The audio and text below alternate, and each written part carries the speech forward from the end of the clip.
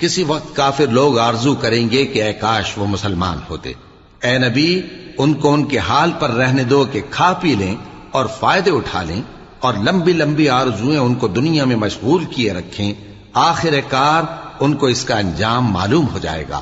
اور ہم نے کوئی بستی ہلاک نہیں کی مگر اس کا وقت مقرر لکھا ہوا تھا۔ کوئی امت اپنی مدت مقررہ سے نہ آگے نکل سکتی ہے اور نہ پیچھے رہ سکتی ہے۔ اور کفار کہتے ہیں کہ اے شخص جس پر نصیحت کی کتاب نازل ہوئی ہے، تو دیوانہ ہے، اگر تو سچا ہے تو ہمارے پاس فرشتوں کو کیوں نہیں لے آتا؟ کہہ دو ہم فرشتوں کو نازل نہیں کیا کرتے مگر حق کے ساتھ، اور اس وقت ان کو مہلت نہیں ملے گی۔